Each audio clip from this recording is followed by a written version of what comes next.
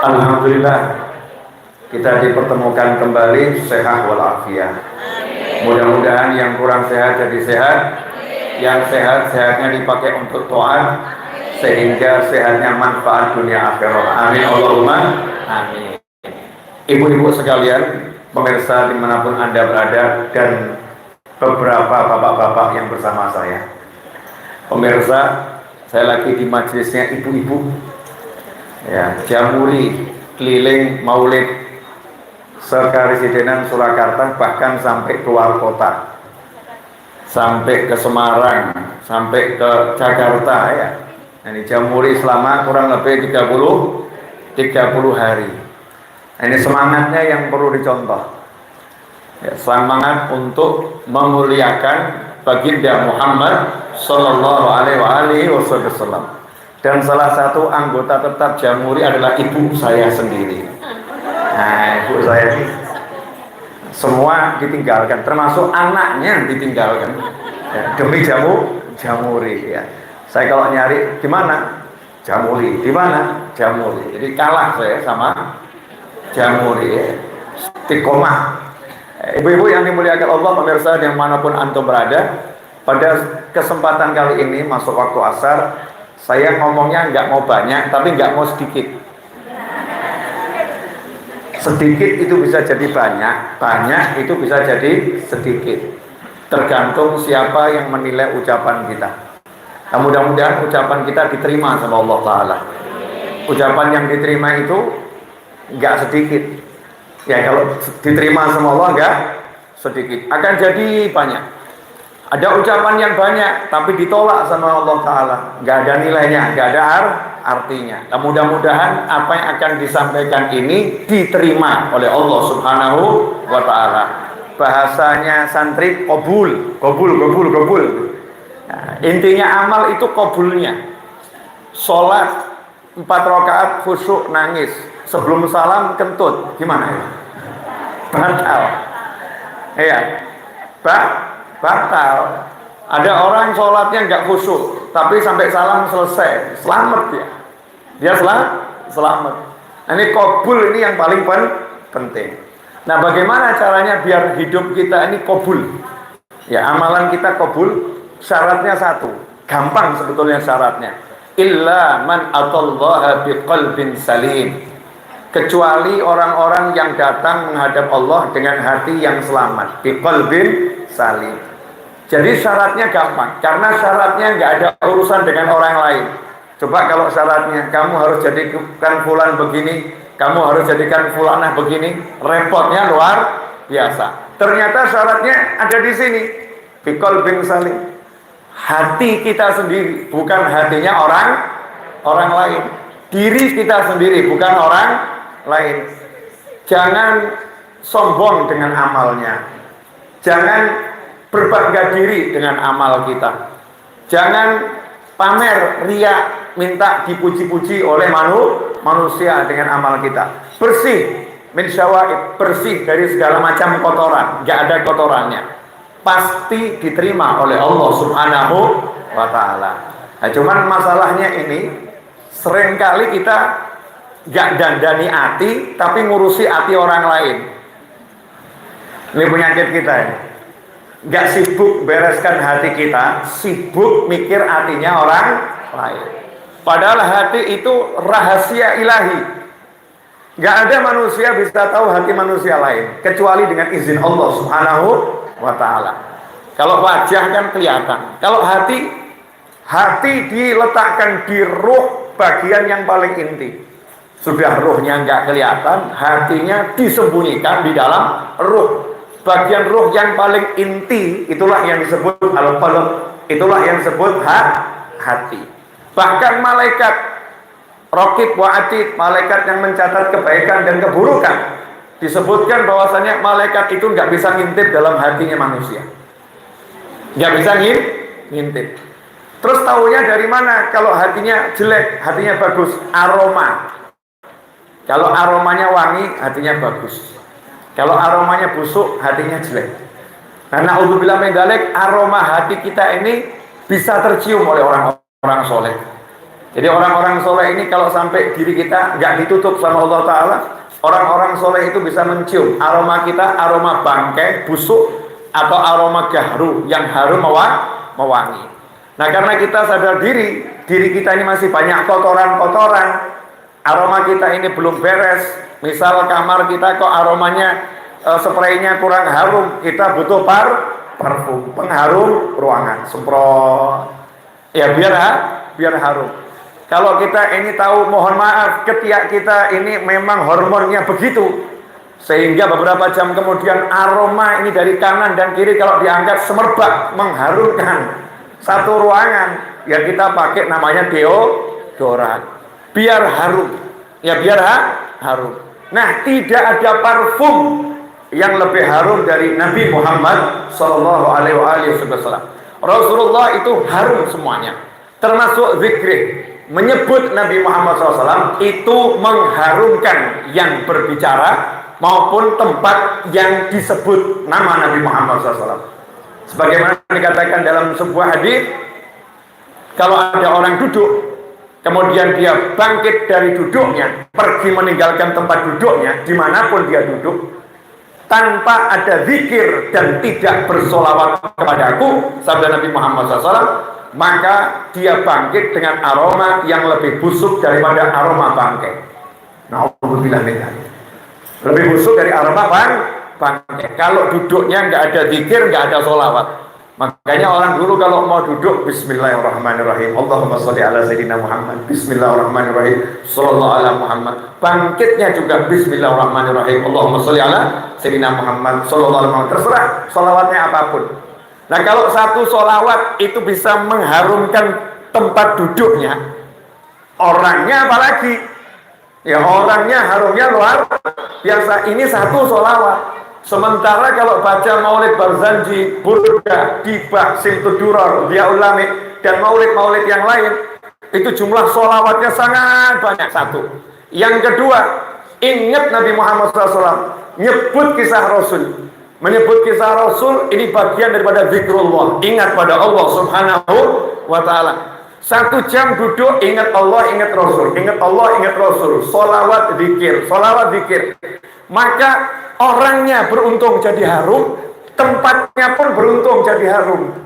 Aroma tempat ini kalau orang yang penciumannya bagus, kalau kita ini kan jujur mawon, minal pilokin, hidung kita ini kan kesumpet. Ya, yang batinnya kurang bisa tercium. Tapi kalau orang-orang yang hidungnya bagus, aroma tempat ini jaraknya dari jauh sudah tercium, kok wangi. Termasuk para malaikat sekitar Sukoharjo ini ya keliling di sini. Ya, malaikat lokal Sukoharjo ngumpul. Nih ada sholawatan Jamuri. Tempatnya Pak Haris. Ya, ada sholawatan Jamuri di sini. Tempatnya Mbak Cinta, ada sholawatan di sini. Malaikatnya kumpul dan manggil teman-temannya. Dan senang. Nah, yang beginilah yang membuat rumah kita, kemudian tempat kita tinggal jadi seger. Nah, banyak orang kok di rumahnya sumpek, cek rumahnya kapan dibacakan sholawat. Banyak orang di tokonya kok hatinya gersang, cek di tokonya kapan dibacakan sholawat. Banyak orang duduk kok kemurungsung, gak enak hatinya, cek dudukmu baca sholawat atau tidak, cek saja. Nah agama Islam ini agama praktek, bukan agama teori. Bukan teori, bukan. Alladzina amanu wa amilus sholihat. Orang yang beriman, amal soleh. Iman, amal soleh. Iman, amal soleh. Gak teori. Teori itu udah biasa. Tapi kalau Islam itu agama yang mengajarkan ilmu pasti yang kemudian diamalkan dengan iman, dengan yakin. Praktek. Makanya leluhurnya para habaib kalau ngomong ajarannya Habib itu apa? Wahhiya a'malun khalat an syawahibin wa ilmun wa akhlaqun wa kathratu awradi. Jadi kalau ditanya para habaib itu jalannya bagaimana ke Allah Ta'ala? Simple, amalnya banyak, tapi khalat an syawahibin. Amalnya nggak ada campuran-campuran kotor, nggak ada riak, nggak ada ujub, nggak ada macam-macam yang jelek-jelek, nggak ada. Khalis, bersih, betul-betul lillahi ta'ala. Amal banyak. Kalau kita lihat amalannya orang-orang soleh terdahulu, kita bisa cuman berdecak, bingung.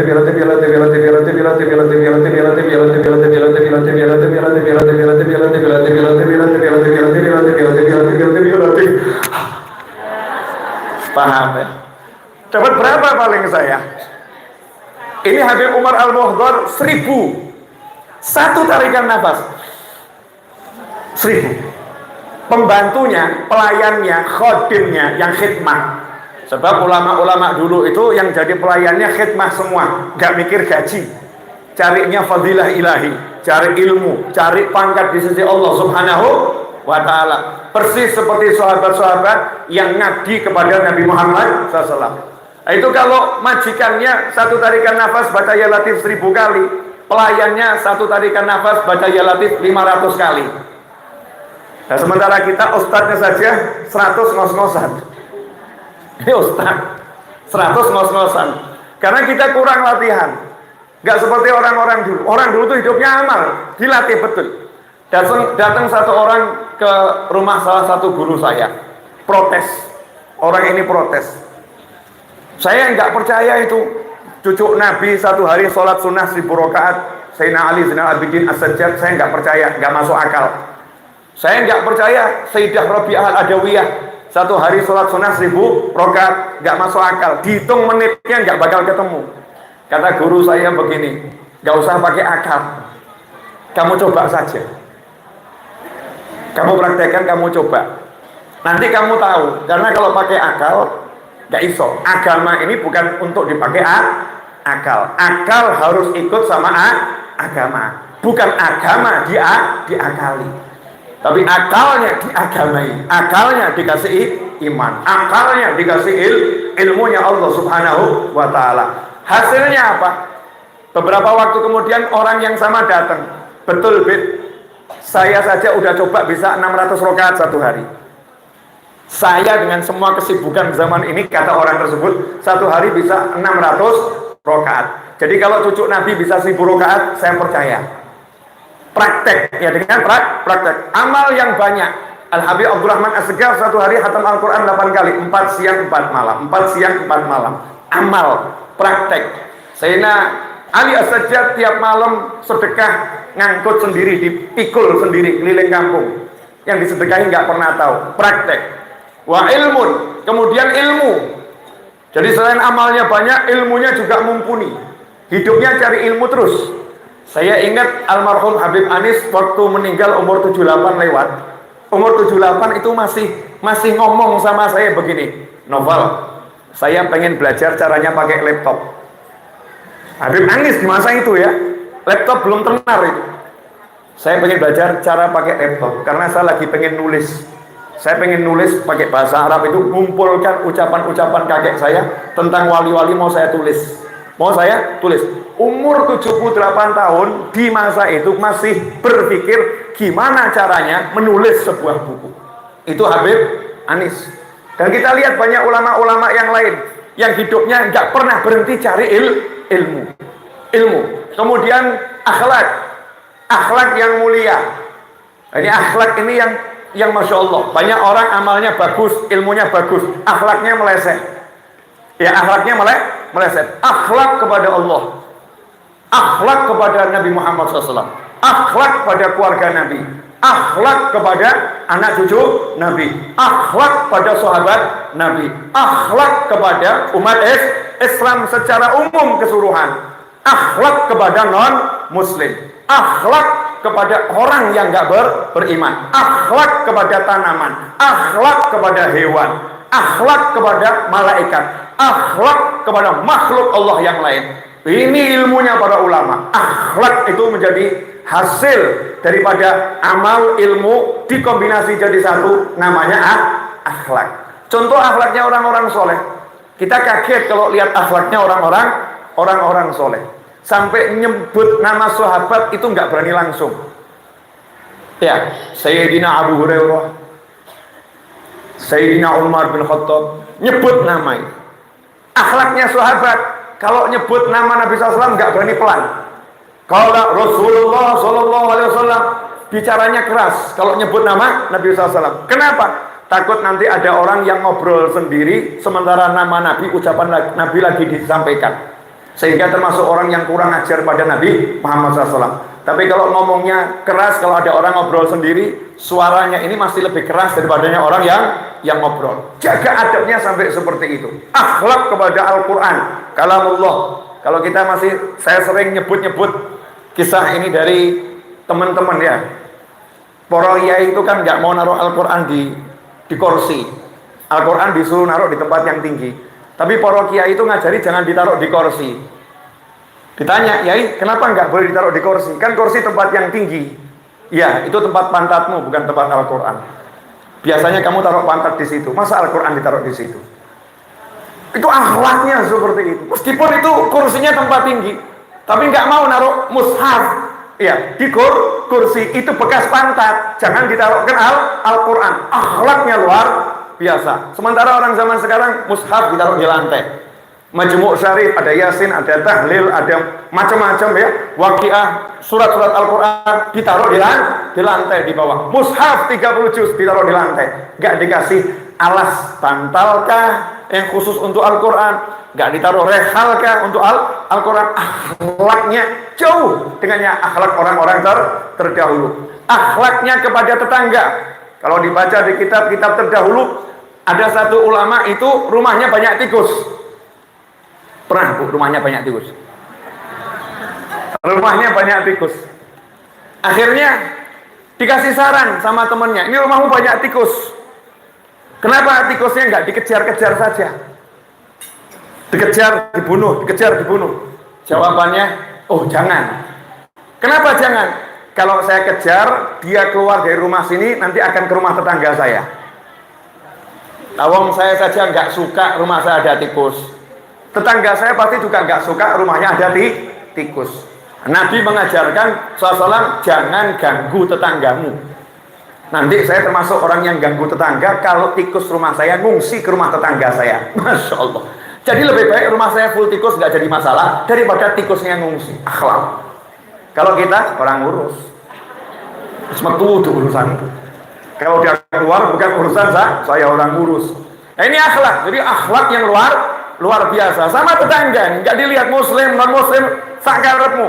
Tapi ini tetangga punya hak untuk dihargai, dihormati. Ini akhlak yang mulia. Wa hiya a'malun khalat an syawaibin wa ilmun akhlaqun wa kathratu awradi.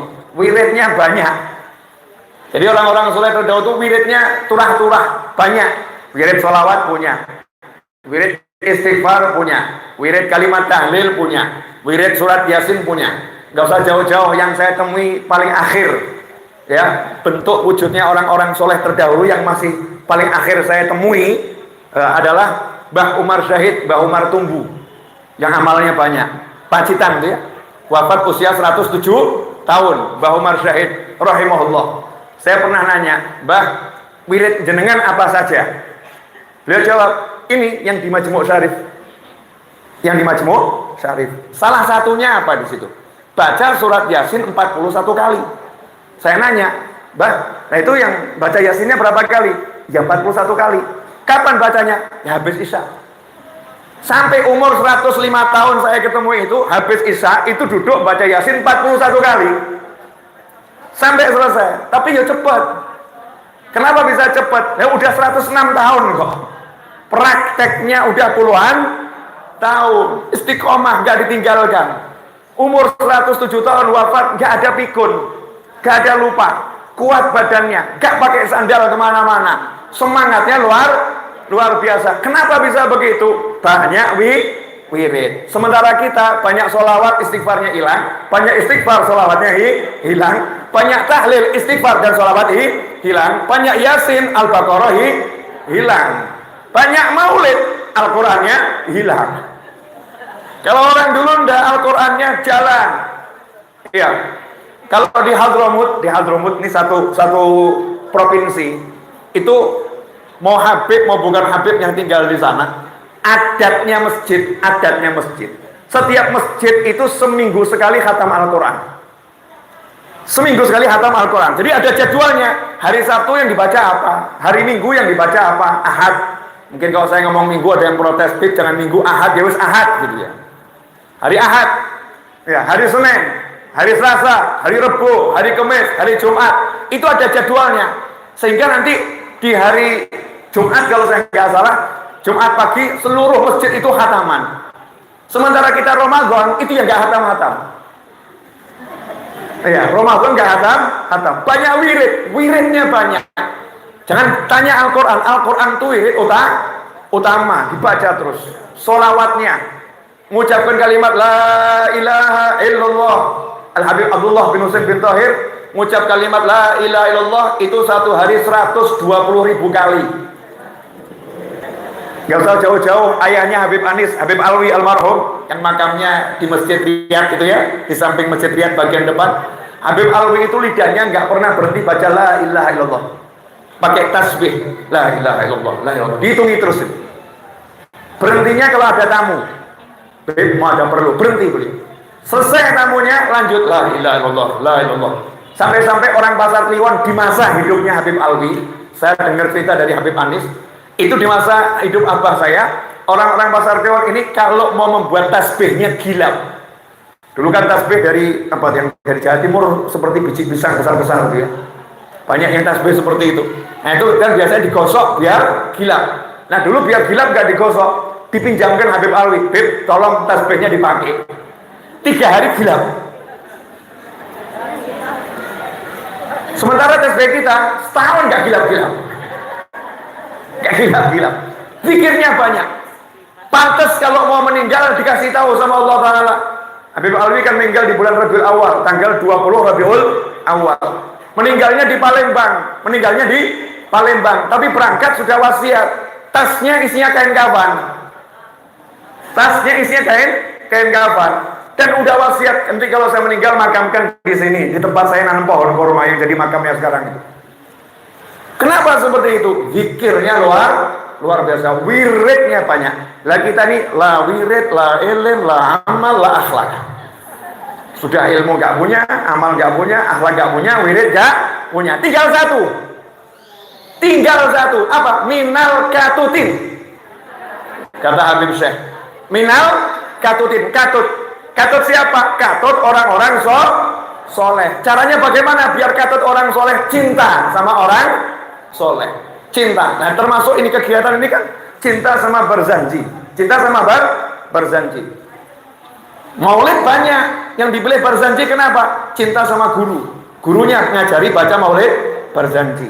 Pegang maulid berjanjinya. Cinta betul. Nah nanti ini Sahibul Barzanji yang punya maulid berjanji akan ngadep kanjeng Nabi Muhammad SAW. Ya Rasulullah, ini fulanah binti fulan yang biasa baca berjanji saya, dimintakan syafaat.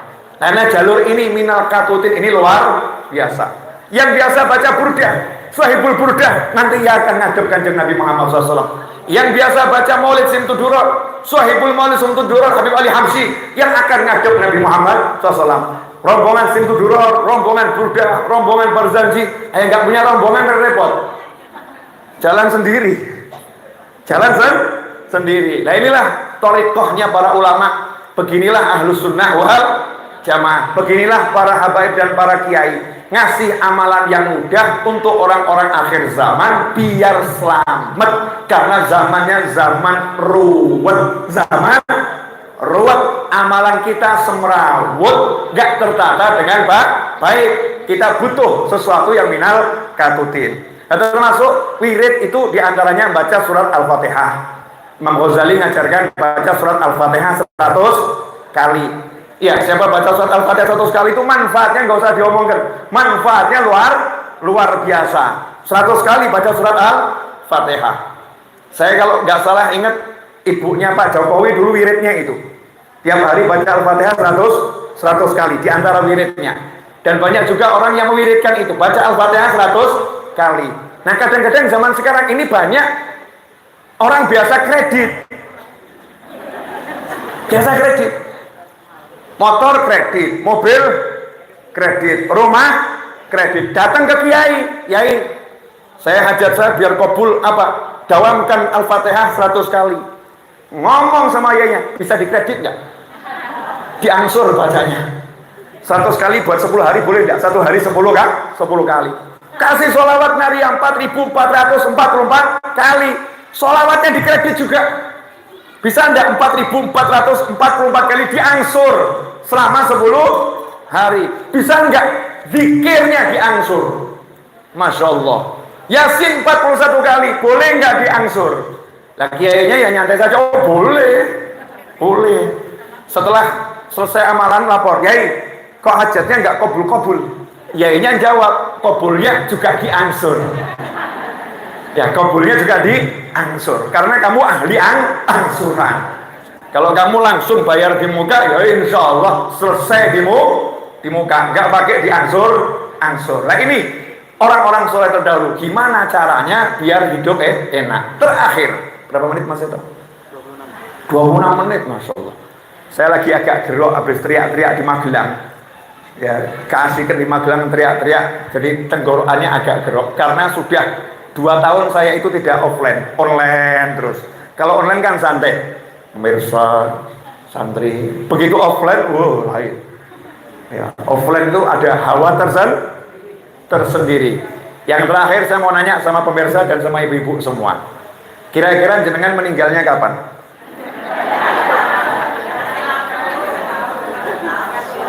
Hah? Gak nanya pengennya. Kalau pengennya semua panjang umur, fitoatillah, sewalafiah, betul ya? Warasnya manusia, kita ini ya begitu. Kecuali orang-orang udah tergila-gila sama akhirat. Orang gila itu ada 2, gila dunia, gila akhirat. Nah, kalau kita kan tengah-tengah, akhirat gak patah edan, dunia juga gak patah edan. Tengah-tengah. Yang tergila-gila sama akhirat itu udah males hidup di dunia. Kapan mlebu surga nih? Mau masuk surga kan harus meninggal dulu. Ya, di dunia ketemunya ya itu lagi ya. Jadi berpikir amal soleh terus pengen cepet-cepet pindah. Ini orang-orang yang udah luar biasa. Tapi kalau kita ya normal-normal aja, wajar-wajarnya, pengen panjang umur, sehat walafiat, fitoatillah, betul? Kabul insyaallah, amin. Tapi saya mau nanya, mati nggak nanti? Alhamdulillah sadar. Mati. Pemirsa, mati nggak nanti? Mati. Tapi jenengan berangkat duluan ya, saya nyusul belakangan. Nah, setelah umur panjang, semua pasti mati. Pertanyaan berikutnya, ini cuma buat ngingetkan saja. Yang jenengan bawa mati nanti apa? Iling-ilingen amalmu apa? Jawabannya ya amal, betul amal. Amal yang mana? Mana ngajimu? Mana wiridmu? Mana zikirmu? Mana cari ilmumu? Mana sedekah jariahmu? Mana sedekah sirmu? Mana bektimu sama orang tua? Mana mesemmu untuk dulurmu? Mana? Masya Allah, masa gak tau ngirimi tonggo? Padahal orang dulu kalau masak suka kirim-kirim tonggo. Ini kan mana? Tanyanya amal kita mana? Amal tapi mana? Kalau ini kan kelihatan nih, saya lihat dengan mata kepala saya sendiri. Rumah besar. Tapi yang dipikir gimana ada pengajian, dibangunkan tempat yang bagus buat majelis. Ini granitnya juga oke. Ya, ini memang orang-orang punya cita rasa. Rodok meri saya. Lihat ke sana, dikasih sawangan ya enak. Rumput yang bisa jadi dalam waktu 1 menit, tanaman yang gak perlu disirami, kan ya? Lihat ke sana, enak, ditata rapi. Pengen punya tempat untuk cari ilmu, untuk majelis. Nah, rumahmu itu kan ya jembar toh ya. Ibu-ibu rumahnya jembar nggak? Ngomong sempit, awas awakmu. Sing sempit hatimu ora omahmu. Kalau dia rumahnya sempit itu yang sempit hatinya, bukan rumahnya. Oh, nyatanya engkau tidur gelebek bisa kok. Kuburan kalau sempit. Kamar rata-rata 3x3, 2,5x2,5 kamarnya, belum dapurnya, belum ruang tamunya. Minimal kan dibentuknya kotak. Tapi anehnya, ruang tamunya ada, ruang rokoknya ada buat yang suka ngerokok. Ya, ruang masaknya ada, ruang untuk dodoknya ada, lebih dari satu. Ruang untuk ngaji khusus kok nggak diciptakan. Ini ruang khusus buat ngaji, didandani yang apik sak kotak, 1,5 kali 1,5, buat yang bagus. Ini buat saya zikir, wirid, ngaji. Masya Allah, siap mati ini. Yang ada ruang sinetron, ruang nonton drama YouTube, ruang ngerumpi, ngerasani bareng di jamaah WhatsApp, ya kan, majlis ngerasani. Di WhatsApp itu kan ngerasani, entah yang halal atau yang haram, ngerasani kan ya, kudungnya kok bagus, ada gitu kan ya. Beli di mana? Pakai WhatsApp ini. Bajunya kok bagus, beli di mana? Ada itu ruang, begitu ada. Lah ruang untuk sholat sanggol-gol. Sholat kan bisa di mana-mana, asal gelar sejadah kan sholat. Dimanapun kan dia sholat. Betul, jalan raya itu ya bisa buat sholat, tapi ya sholat ning dalan. Tabrak kamu kan begitu. Disiapkan tempat khusus masjid untuk sholat. Di pom bensin, seluruh pom bensin buat sholat ya bisa. Disiapkan musola khusus buat sholat. Rest area besar, semuanya buat sholat ya bisa. Tapi disiapkan musola di rest area. Lah rumahmu ada enggak? Mikiro.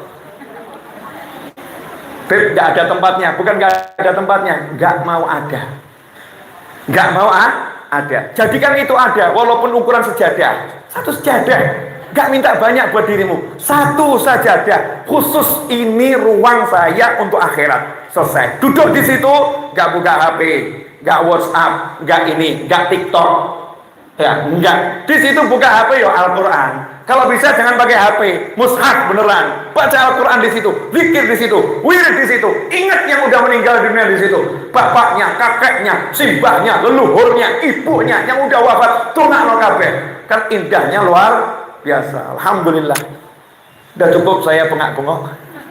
Mudah-mudahan berkah manfaat, karena di belakang ada ibu saya yang udah capek buat alasan untuk mengakhiri pengajian. Ya kalau toh saya nggak peduli sama yang lain kan, saya peduli sama ibu saya. Yang lain juga pemirsa ini umurnya 2 kali lipat saya rata-rata yang hadir. Saya baru 17 tahun, ini 34 tahun yang hadir. Masya Allah, ini ibu-ibu yang semangatnya luar biasa. Doakan saya bisa buat yang sama nanti insya Allah. Saya pengen tahun depan bisa buat maulid keliling selama bulan maulid. Ya, mau buat tim tahun depan nanti insya Allah. Masa kalah sama ibu-ibu ya, sepuh-sepuh semangatnya luar biasa. Saya yang muda kok malesnya luar biasa. Mudah-mudahan tahun depan saya bisa buat minimal di Pasar Kliwon. Yang minimal di Pasar Kliwon. Saya nggak mau cari jamaah banyak, 5 orang cukup. Iya, agak-agak gak enak didik. Selebihnya nanti YouTube-nya kan banyak, baru 700.000. Doakan bisa sampai 1 M ya. Iya, masa kalah sama artis bisa MM-an, masa Ustadz kalah sama artis, gantengnya nggak kalah kok, masa subscribernya kalah. Jadi harus semangatnya yang besar. Jazakumullah khairan wal minkum.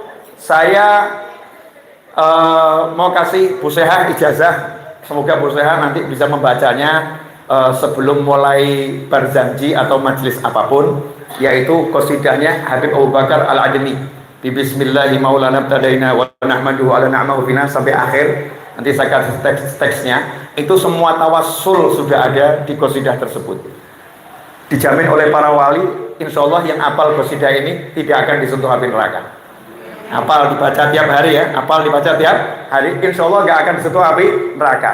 Kok bisa, Beb? Ya simak saja isinya. Isinya itu doakan orang banyak dan tawassul dengan semua tawassulan yang ada. Saya ijazahkan ke Bu Seha dan segenap kru dan timnya, dan untuk antum semua untuk mengamalkan ya zikir itu setiap hari, terserah waktunya kapan. Bagusnya sebelum mulai aktivitas. Kalau bangun malam tahajud ya sebelum apapun ya, setelah wudhu baca itu dulu. Kalau waktunya mau majelis misalnya, awal majelis baca itu, pendek, singkat, tapi manfaatnya luar biasa. Jazakumullah khairan wal minkum wa sallallahu ala sayyidina Muhammadin wa alihi wasallam walhamdulillahi rabbil alamin. Wassalamualaikum warahmatullahi wabarakatuh.